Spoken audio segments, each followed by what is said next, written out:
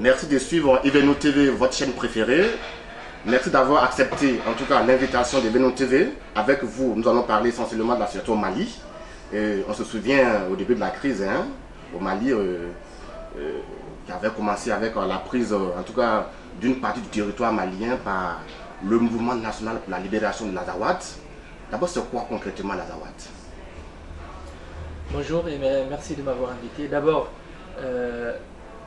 l'Azawad, c'est un territoire à la fois politique et physique. Donc c'est un territoire qui a déjà été revendiqué déjà en 1957-58 par des chefs de village et des chefs de tribus qui avaient demandé au général de Gaulle à l'époque de l'indépendance de ce territoire. Mais il n'avait pas donné suite à la demande de ces leaders. Et puis les choses se sont passées de telle sorte que le Mali était devenu indépendant en 1960. L'Azawad compris, appelé le nord du Mali. Et puis il y a eu déjà en 1963 une première rébellion, 1990 à 96, 2006. Et on peut dire qu'en 2012, c'est une révolution populaire menée par un mouvement qu'on peut effectivement qualifier d'indépendantiste. Et puis voilà, donc je peux dire que l'Azawad, c'est un territoire revendiqué par un mouvement populaire dans lequel il y a des personnes ici de toutes les communautés, c'est-à-dire de toutes les ethnies, sur ce territoire, notamment Songhai, Arabes, Peuls et Touaregs essentiellement. Il y a d'autres aussi qui y habitent, qui sont vraiment bienvenus en fait cohabitation. Nous sommes toujours en compagnie de M. Moussa Hadj Azarid, qui est Assarid, je l'ai bien prononcé, c'est ça? Oui, Moussa Assarid. Vous étiez le porte-parole en tout cas de ce mouvement-là. C'est quoi? C'est un mouvement rebelle ou indépendantiste? Revenez un peu à cette connotation. Beaucoup disent que c'est un mouvement rebelle. C'est un mouvement qui a des revendications. On peut dire qu'effectivement le mouvement avait proclamé l'indépendance de l'Azawad, mais que sur l'insistance et la demande de la communauté internationale, aujourd'hui on peut dire que c'est un mouvement autonomiste. Voilà, c'est-à-dire que aujourd'hui nous revendiquons un statut du territoire de l'Azawad, mais c'est à la suite des négociations avec les autorités maliennes que nous pourrons aller plus loin par rapport à ce statut. Nous sommes toujours en compagnie de M. Moussa Hadj Assarid, le porte-parole Europe du mouvement national pour la libération de l'Azawad. Oui, justement, cette question me vient encore en tête. Vous étiez le porte-parole de ce mouvement, puis les rumeurs ont indiqué que vous avez été déchu. Que s'est-il passé concrètement? D'abord, j'ai assumé les fonctions effectivement de chargé de communication. Et puis, nous avons fait tout simplement le congrès, le deuxième congrès de notre mouvement. Et j'ai laissé la place à quelqu'un d'autre, notamment Moussa Ag Ataher. Et moi, je m'occupe désormais de représenter diplomatiquement le MNLA en Europe. C'est la fonction que j'occupe aujourd'hui, représentant diplomatique du MNLA en Europe. Ça veut dire quoi concrètement? Être un représentant diplomatique d'un mouvement, on va dire, rebelle, certainement? Le mouvement rebelle, mais légitime, qui a des revendications légitimes. Je peux représenter le mouvement en Europe en allant rencontrer des États. Nous avons déjà été reçus par le Quai d'Orsay. Nous sommes reçus par un certain nombre de pays africains déjà et d'ailleurs. Donc je suis en contact avec l'Europe pour le MNLA. On avait aussi vu que le MNLA avait été rejoint sur le terrain il n'y a pas longtemps par d'autres mouvements, en tout cas islamiques. On a parlé d'Atmi, Al-Qaïda au Maghreb islamique, du Mojao, comment dirais-je, du Assadine, et puis aussi on a aussi parlé même de Boko Haram. Concrètement, sur le terrain, qui contrôle quoi? Bon, là, je pense que certains mélangent un peu. Je pense que parce que certains le disent, le font parce qu'ils n'ont pas les clés des compréhensions. C'est important que vous sachiez que sur ce territoire sur lequel vivent nos parents, donc nos familles, Quand je dis nous, c'est tous ceux qui sont de là-bas, quels qu'ils soient. Nous avons été révoltés pendant plusieurs années, depuis maintenant on peut dire 50 ans. Et c'est pour des raisons politiques, pour des raisons, surtout le fond, c'est que nous n'avons pas été pris en compte vraiment comme il se doit par le pouvoir central de Bamako. Donc, ce groupe que vous venez de dire nous ont trouvés sur le terrain.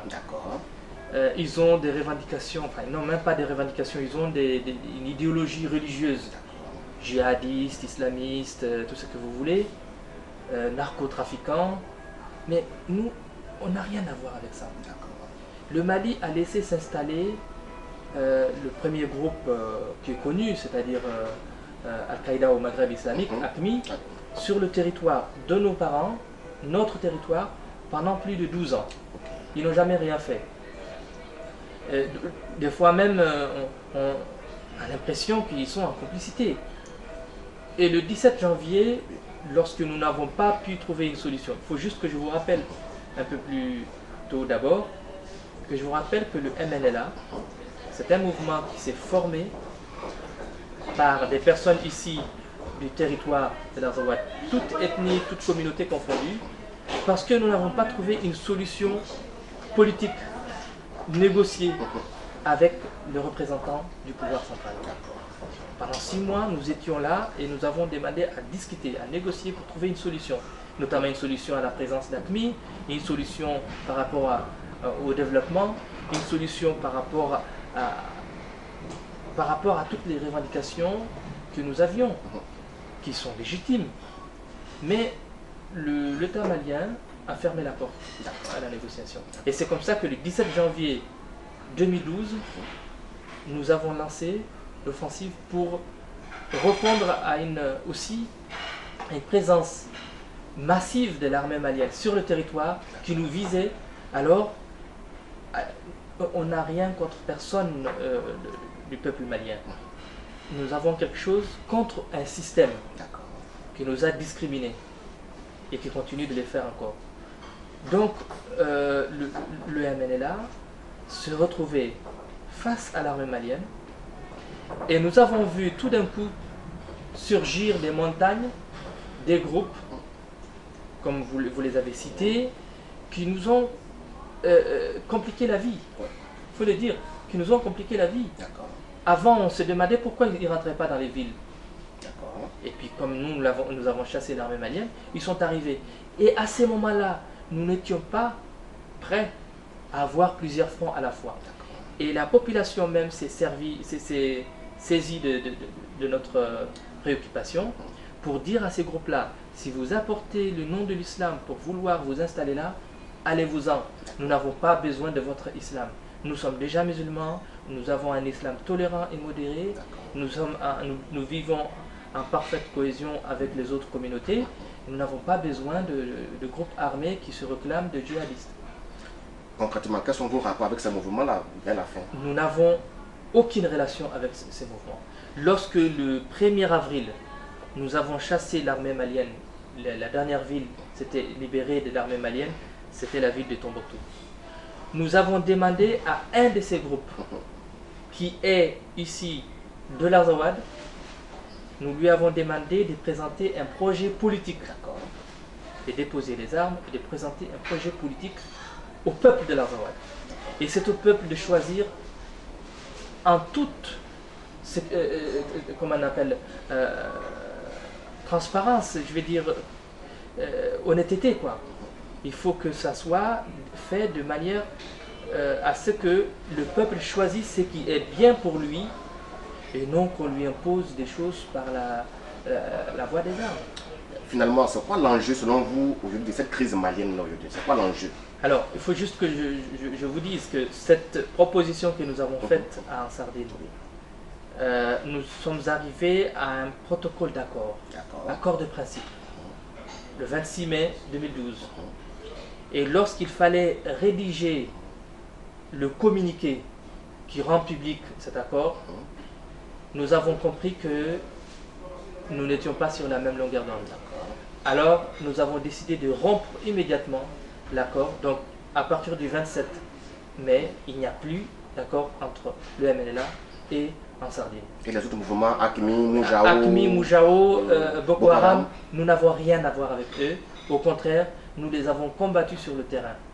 Depuis le 27 juin, nous sommes en combat avec le Moujao, AQMI, Boko Haram, Agao, Ansongo et Amenaka. Aussi avec l'armée malienne aussi. Ça fait plusieurs fronts pour vous seul. Ben oui, c'est pourquoi des fois, il faut réfléchir, il faut voir un peu comment on peut trouver la forme la plus avantageuse pour nous. Beaucoup parlent aujourd'hui de... La plus avantageuse surtout pour la population, parce qu'il faut rappeler que le MNLA, c'est un mouvement qui défend le peuple de l'Azawad. La population qui a été abandonnée par l'armée malienne, qui a été laissée en otage entre les mains d'AQMI pendant 12 ans. Donc nous n'avons pas voulu, par exemple, livrer bataille non seulement à l'armée malienne, mais aussi aux autres groupes, dans les villes où il y a la population qui est notre population. Comme je le disais, AQMI, Moujao, tous ces mouvements islamiques, donc vous citez, c'est quoi? Qu'est-ce que ces mouvements cherchent concrètement sur le territoire de l'Azawad? Beaucoup parlent de la richesse du sol. Est-ce que c'est pour des raisons économiques que ces mouvements-là sont là, ou purement des mouvements qui sont là pour des raisons, on va dire, religieuses? Nous avons l'impression que ces groupes-là utilisent l'islam comme couverture, mais qui ne sont pas vraiment djihadistes ni islamistes. Ils sont des trafiquants de drogue, ils sont des bandits qui prennent des occidentaux en otage et en échange desquels ils ont de l'argent, des rançons. Et avec ces rançons, ils s'achètent des armes, ils s'achètent aussi les gens, ils s'achètent tout simplement des combattants. Vous voyez? Et ils prennent de l'ampleur. Et ils utilisent l'islam, en principe le djihad, comme on le dit, c'est-à-dire la guerre sainte.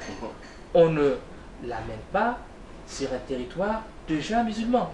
On va l'amener ailleurs, pas dans notre territoire, en Azawad. C'est un territoire qui, comme je vous l'ai dit, qui pratique un islam tolérant et qui n'a rien à voir avec ce qu'ils apportaient. Alors on a vu qu'ils appliquent les agendas étrangers. Et nous avons vu que lorsque il y a eu l'intervention française, ils ont pris la fuite. Et on a vu ce qui s'est passé. Et vous êtes resté sur place, vous êtes resté précisément à Kidal, vous êtes aussi à Tessali, qui vient d'être bombardé par l'armée française. Est-ce que, selon vous, il y a un dysfonctionnement, puisque vous êtes en négociation avec l'armée française sur le terrain et l'armée malienne? Et là, aujourd'hui même, l'armée française est en train de bombarder certainement vos positions. Quelle est votre réaction? L'armée malienne ne bombarde pas les positions du MNLA. L'armée française, ni l'armée malienne, ni l'armée française. Oui, c'est ça que je voulais dire. C'est que l'armée française ne bombarde pas les positions du MNLA. Le MNLA est connu et reconnu pour ne pas être un groupe terroriste. D'accord. Et le mandat de l'armée française, comme ça a été demandé par le président Dioncounda Traoré, le président par intérim du Mali, sauvez-nous des terroristes qui sont en train de nous attaquer. Vous le reconnaissez en tant que président du Mali, Dioncounda Traoré? Vous le reconnaissez? Traoré, comme toute la communauté internationale, est reconnu comme étant le président par intérim du Mali, bien sûr. Donc lui, il a demandé un SOS, il a fait un appel SOS au président français. Nous sommes attaqués par des terroristes, à Konna, à Djabali, aidez-nous. Alors, l'armée française est arrivée pour combattre les terroristes. Mais nous, MNLA, nous ne sommes pas terroristes, donc l'armée française n'a pas à nous combattre. Et c'est ce qu'elle est en train de faire, elle n'est pas en train de combattre le MNLA. Les bombardements que vous entendez à Tessalit ou ailleurs, ce sont des bombardements sur des cibles terroristes. Sur des cibles terroristes. Et il ne s'agit pas du MNLA. Le MNLA n'est pas parti, parce que nous sommes chez nous. Et le ministre de la Défense français l'a reconnu en disant que l'objectif de l'armée française n'est pas de combattre, il nous a appelé les Touaregs, mais le MNLA, ce n'est pas un mouvement Touareg, c'est un mouvement populaire dans lequel il y a bien sûr des Touaregs, effectivement en majorité, mais il y a aussi les autres communautés. Donc il dit que les Touaregs sont nos amis et nous n'avons pas à les chasser de chez eux. Beaucoup racontent comme quoi le MNLA aurait été financé par la France au départ et que c'est parce que le MNLA a commencé à perdre le terrain au nord avec l'envahissement des autres mouvements rebelles que la France intervient le 10 janvier dernier. Beaucoup disent. Voyez, donc les dit-on, il y en a beaucoup. La réalité est autre. Et la vérité finit toujours par triompher. Le MNLA n'a été financé par personne. Ni un pays, ni organisation. Les gens spéculent. Donc nous avons lancé une offensive pour protéger notre population. Vous êtes armé quand même, on lance pas une offensive les mains nues. Non. Il y a des gens qui ont quitté l'armée malienne. D'accord. Qui ne se sentent plus en sécurité et qui ne se sentent plus vraiment maliens, on va dire.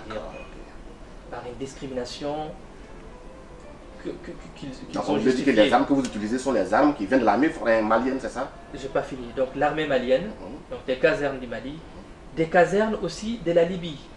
Parce que nos combattants qui sont venus de la Libye ont refusé de combattre le peuple libyen. Donc ils ont pris ces armes et ils sont venus à Zakak, c'est-à-dire dans l'Azawad. Et pendant 6 mois, ils étaient là en train de demander à négocier avec les autorités de l'époque, notamment le président Amadou Toumani Touré ATT, qui n'a pas voulu négocier, qui n'a pas voulu discuter. Alors il s'est passé ce que vous savez. Donc nous, MNLA, nous savons ce que nous faisons. Nous savons ce que nous faisons. Nous avons mené une des guerres, même s'il n'y a pas de guerre propre, une des guerres les plus propres. C'est-à-dire que nous avons chassé l'armée malienne sans une victime civile volontaire de l'armée malienne, de l'armée du MNLA. Et nous avons aussi respecté les conventions de Genève en ayant des prisonniers de guerre et en les traitant comme nous pouvons. Concrètement, sous quoi portent les négociations entre le MNLA aujourd'hui et l'État malien? Sur quoi? Alors les négociations entre le MNLA et l'État malien n'ont pas encore commencé. Nous avons rencontré une délégation du Mali le 4 décembre dernier et nous sommes convenus sur une demande de la communauté internationale transmise par le médiateur de la CEDEAO, Blaise Compaoré, pour aller à la table de négociation. Et nous, sur demande aussi de la communauté internationale, nous avons accepté de respecter l'intégrité territoriale du Mali. Et nous pensons que dans les prochains jours, les négociations en principe devraient commencer entre le gouvernement du Mali et le MNLA. L'intégrité du Mali, ça veut dire quoi? Ça veut dire que c'est aussi l'Azawad, c'est aussi le Bamako, c'est ça? Oui, nous respectons l'intégrité territoriale. Donc ça veut dire qu'il n'y a plus de partition du pays en deux. Il n'y a plus de partition, c'est ça? Il n'y a plus une partie Azawad et une partie Mali. L'Azawad, c'est un territoire que certains appellent le nord du Mali. On ne va pas nous empêcher de le dire. C'est même inscrit dans la constitution du Mali. L'Azawad, c'est ce que certains appellent le nord du Mali. Donc nous avons accepté, sur la demande de la communauté internationale, pour qu'il y ait des négociations avec le gouvernement du Mali, l'intégrité territoriale du Mali. Maintenant, c'est autour de la table de négociation qu'il va se dégager un nouveau statut juridique de l'Azawad. Et ça, ce serait lors des négociations prochaines. Beaucoup pensent un peu au scénario de la Côte d'Ivoire. À l'époque, la Côte d'Ivoire qui était en guerre aussi en 2002, a eu aussi son marcousi, c'est-à-dire qu'on a associé sur la même table de négociation et les rebelles venus du Nord et l'État ivoirien, ici même à Paris pour des négociations et pour aboutir à la fin à un mouvement d'union. Vous pensez que dans le cas du Mali, il se pourrait qu'on aboutisse bientôt à l'issue de ces négociations-là à une table ronde qui va associer et le MNLA et l'État malien pour aboutir à un accord, ou même aussi aboutir aussi à un gouvernement d'union dans lequel le MNLA va participer? Chaque pays a ses spécificités. Le Mali n'est pas comme la Côte d'Ivoire. Il y a beaucoup de différences. Ce que je peux dire, c'est que ce serait autour d'une table de négociation que nous allons délimiter les différentes responsabilités de chacun.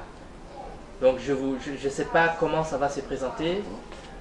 Pour le moment, c'est trop tôt de parler du gouvernement d'union nationale avec Bamako et les gens du MNLA. C'est trop tôt de parler de tout ça.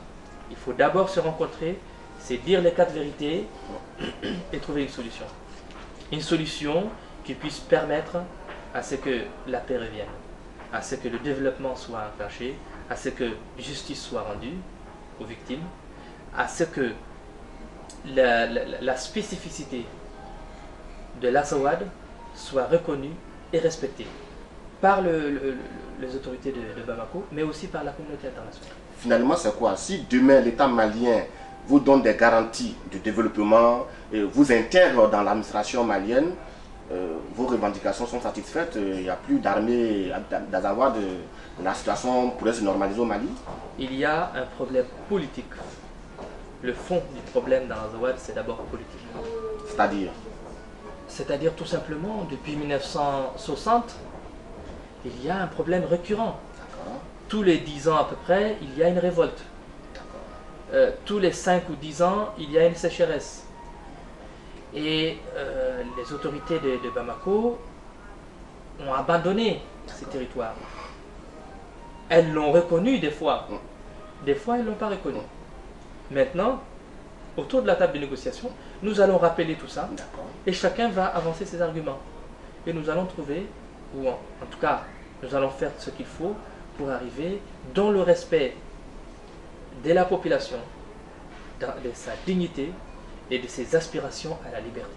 Il faut savoir que aujourd'hui, effectivement, l'armée malienne, avec l'armée française, oui, ont pu prendre la ville de Gao, oui. Tombouctou, oui. Mais que dans la région de Kidal, il n'y a que le MNLA, l'armée française et les Tchadiens. D'accord. Et l'armée tchadienne. D'accord. Et qu'il y a d'autres localités qui sont contrôlées par le MNLA. D'accord. Et que nous sommes en collaboration avec tous les groupes, toutes les armées, je vais dire, qui sont aujourd'hui dans les territoires que nous contrôlons. C'est quoi cette territoire? On connaît Tessali, on connaît toute la région, il y a toute la région de Kidal, la ville de Kidal, la ville de Khalil, la ville de Tirzawatan. Alors il y a Aguelhok et Tessalit, oui, où il y a encore des éléments terroristes, mais qui sont en train d'être bombardés. Ce sont ces gens-là qui sont en train d'être bombardés par l'aérien français, par l'armée aérienne française. Donc vous confirmez que pendant que l'armée française bombarde de façon aérienne les positions des islamistes, elle discute avec vous, avec elle ne peut pas ne pas discuter avec nous. Je peux même vous dire que nous discutons de manière indirecte avec l'armée malienne.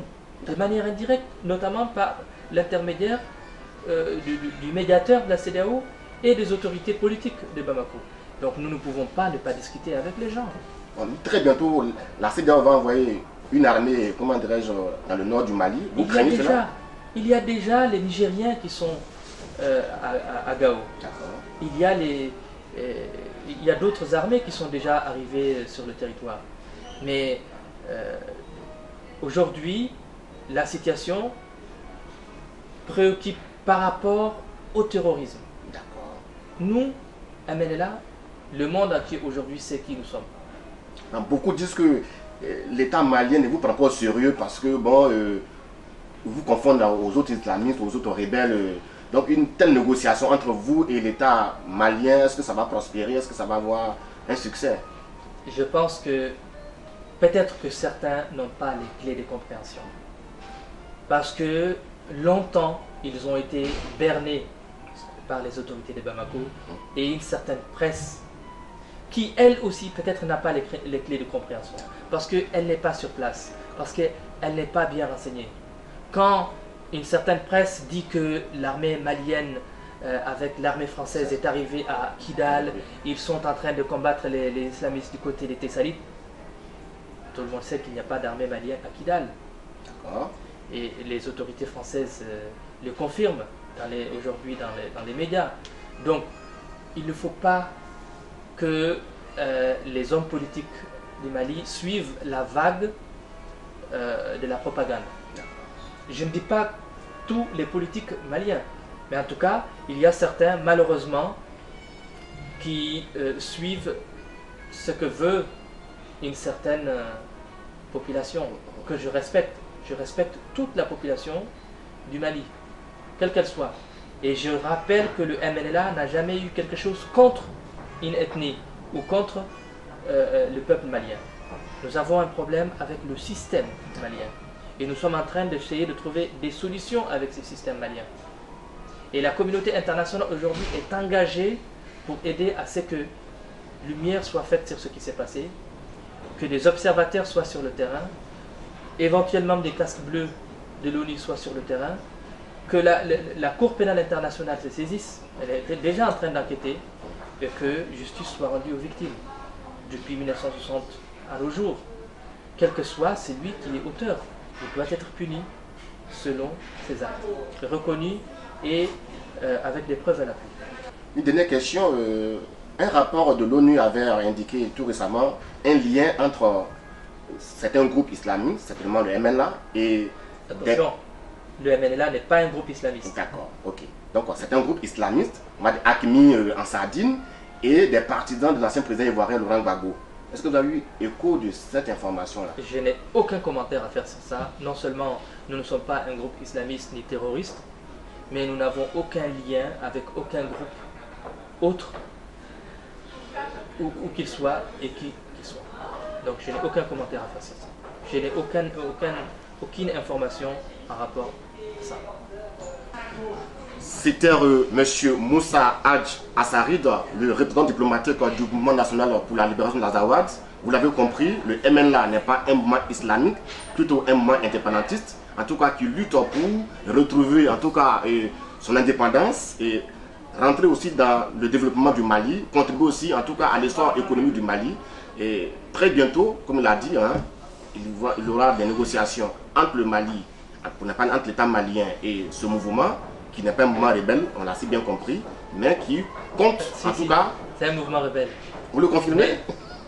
Oui, c'est un mouvement rebelle, autonomiste, indépendantiste, mais il n'est pas ni islamiste, ni terroriste. Merci de suivre l'INTV et à bientôt. Merci, monsieur.